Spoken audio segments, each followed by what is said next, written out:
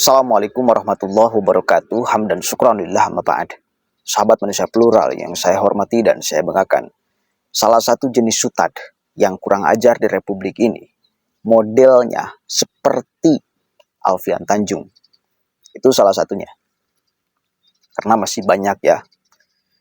Manusia si paling anti PKI citranya di depan publik. Seolah tidak akan ada lagi orang yang kemudian memperhatikan bila memang PKI bangkit. Hanya dialah seorang. Tetapi yang jelas, catat ini di awal. Dia adalah ideolog HTI. Catat itu. Alfian Tanjung salah satu ideolog HTI. Dia pernah dilaporkan, pernah juga dia minta maaf kepada Banser karena menuding bahwa anak cucu PKI ada di tubuh Banser. Dia dilaporkan lalu dia minta maaf. Itu karena kekurang ajaran, kesompralan ya Alfian Tanjung. Dan kesompralan itu terus dia lanjutkan sampai sekarang. Bahkan sedang khutbah Idul Adha kemarin. Saya baru sempat ngupload sekarang ya. Dia kurang ajar. Dia fitnah sana, fitnah sini. Dan menurut saya udah sangat layak sekali dia diproses secara hukum. Ya, sangat layak sekali dia diproses secara hukum. Dia mempertanggungjawabkan setiap apa yang dia ucapkan. Coba kita dengarkan sama-sama provokasinya, saudara. Dan ini benih-benih yang akan membuat kacau Republik ini di tahun 2024 nanti ketika Pilpres. Kalau semua penceramah kayak dia, rusak semua tatanan kita. Remuk sudah persaudaraan kita. Kalau semua jenis ustadz di Republik ini kayak dia. Hancur lebur kebinekaan kita. Plural kita ini remuk. Kalau semua jenis ustadz kayak dia.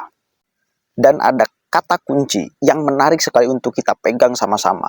Untuk nanti kita bisa bersikap di 2024. Mesti milih kepada siapa kita. Ada kata kunci. Ya, mungkin nggak sengaja Alfian Tanjung ucapkan. Coba kita dengarkan sama-sama nih. Jadi Allah mengajarkan kepada kita, satu, jangan memilih pemimpin yang tidak seiman. Ada lagi yang kedua, jangan memilih pemimpin yang suka mempermainkan agama. Dikit lagi musim pemilu, kita mau mendengarkan banyak arahan, kampanye-kampanye. Lihat, kalau dia caleg, kalau dia calon bupati, dia calon presiden, calon gubernur, calon apapun, lihat. Kalau yang hobi nonton porno dipilih nggak? Bagus Ustadz, sumbangannya banyak buat Masjid Al-Mutakin. Kalau yang kerjanya melakukan aksi-aksi kampanye, datengin goyangnya goyang.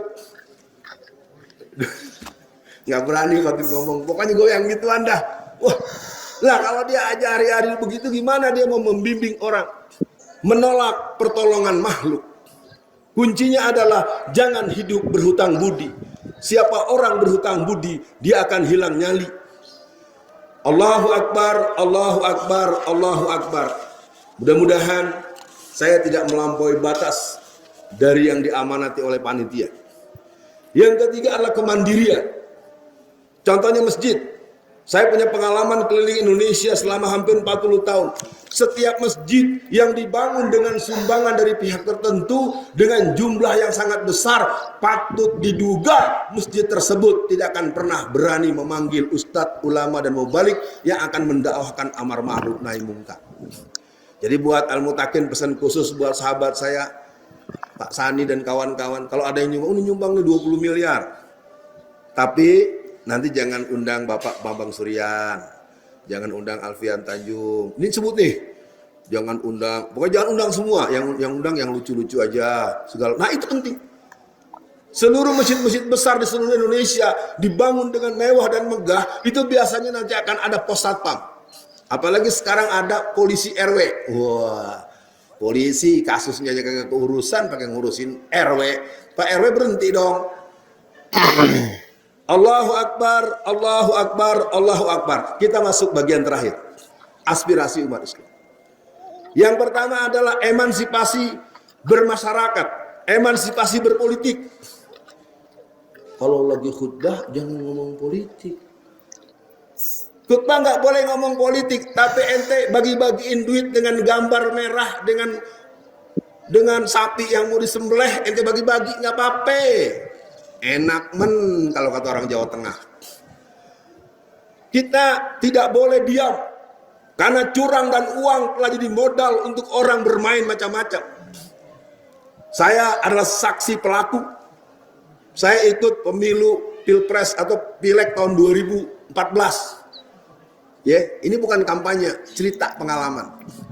Saya waktu itu masih tinggal di sebelah sini, masih di sini. TPS yang milih saya ini 195, ini 225, ini 95. Pas sampai di Kelurahan Cibudasari, 0 semua. Itulah Indonesia. Kenapa bisa hilang Ustadz suaranya? Tahu deh, banyak tuyul ini habis kotaknya kardus. Ya. Di Jakarta Timur aja pemilihan ketua RW kotaknya pakai mika, digembok. Ini secara nasional kotaknya kardus, tinggal digunting dikit, ganti isinya. Ini permainan-permainan yang tidak bisa dibiarkan. Emansipasi artinya kesetaraan. Jangan orang mau bermain curang, kita belum apa-apa disalahin. Lihat tuh di dekat Masjid Nur Rahman, cuma ada satu spanduk warnanya merah. Kalau yang lain kagak boleh. Kalau yang warna merah boleh dipasang. Enak banget loh. Ya, Allahu Akbar, Allahu Akbar, Allahu Akbar. Yang kedua, membangun masyarakat yang bertauhid.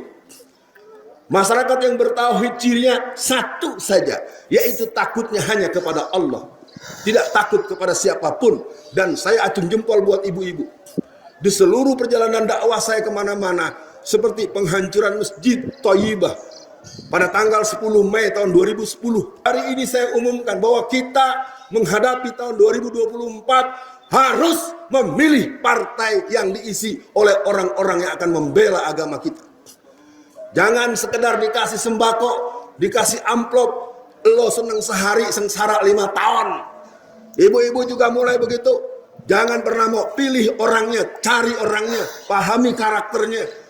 Jangan seperti sekarang di DPR RI ada 200 lebih kader-kader PKI di dalam. Kenapa bisa banyak di dalam sampai 200 orang anak-anak PKI, cucu-cucu PKI, dan titisan DNA herediter PKI? Karena mereka dibiayai oleh Karmel Budiarjo dari Perancis, Ibra Ruri Aidik dari Eropa Timur. Seluruh diaspora PKI sekarang membiayai gerakan mereka. Maka saatnya Umar menyadari, semoga hari ini seluruh warga RW 12, RW 13, RW 14, kita akan mendengar bahwa nanti caleg yang terpilih, bahwa nanti calon siapapun yang terpilih, dia adalah orang yang dikomando oleh masjid-masjid yang ada di seluruh Banten.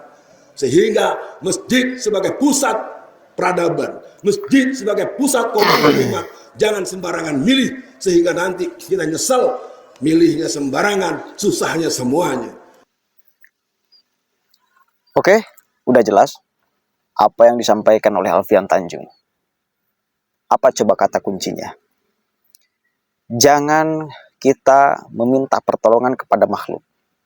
Hati-hati dengan balas budi. Catat. Maka sampai sekarang,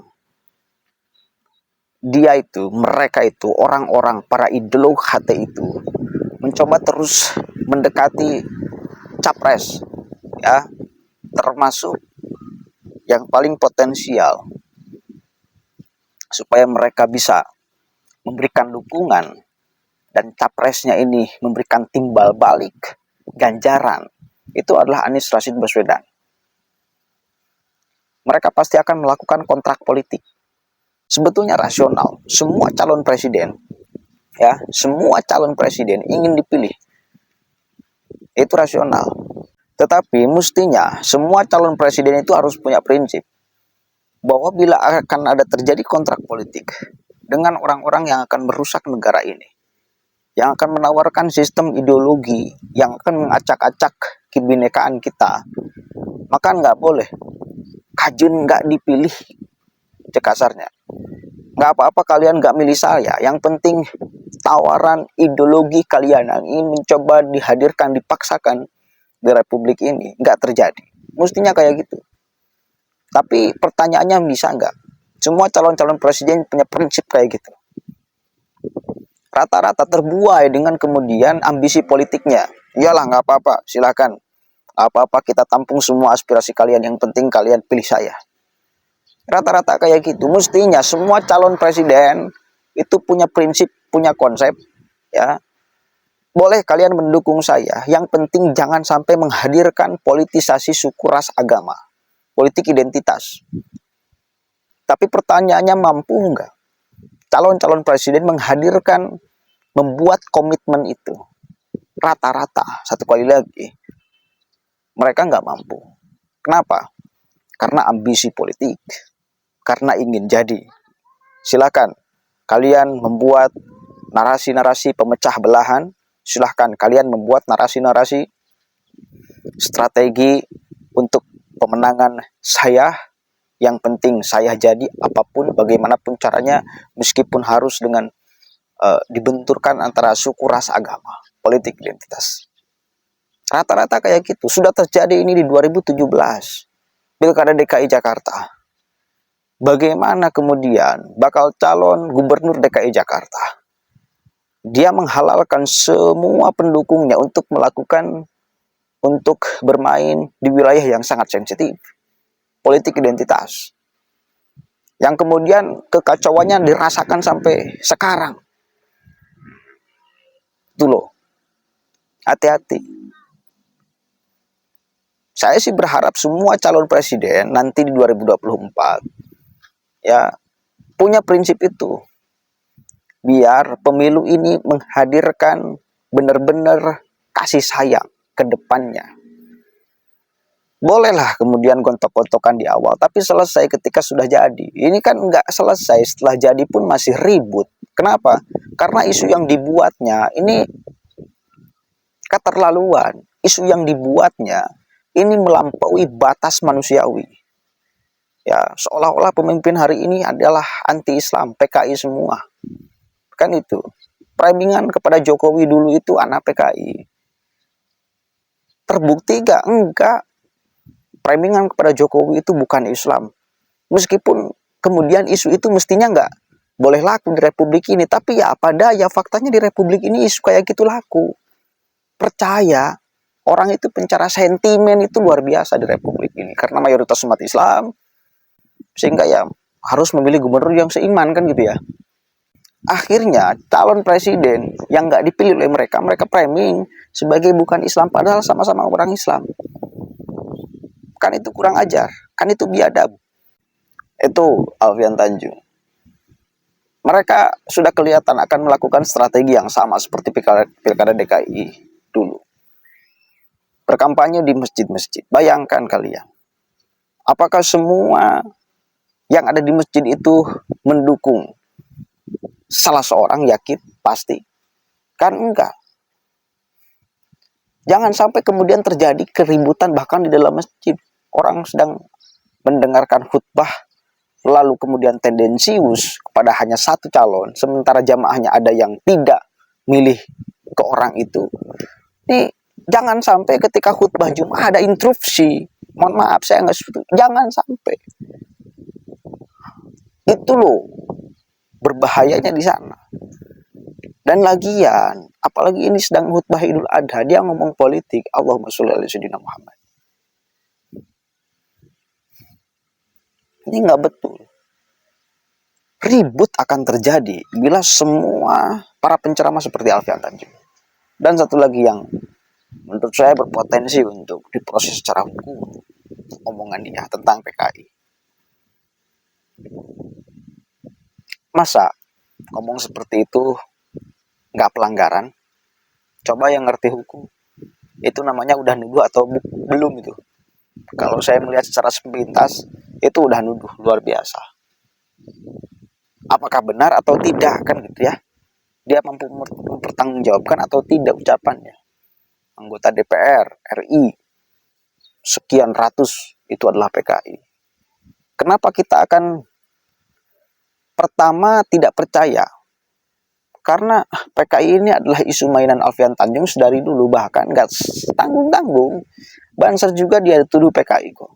Dan dia telah minta maaf karena ucapan itu. Artinya dia udah terbiasa berbohong fitnah, ya, melemparkan narasi yang dia sendiri tidak mampu mempertanggungjawabkan narasi itu.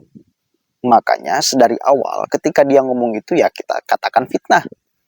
Sebelum dia benar-benar membuktikan, dia nggak membuktikan kok siapa aja orang kemudian PKI-nya. Nggak ada, cuma ngomong aja, membuat riuh aja.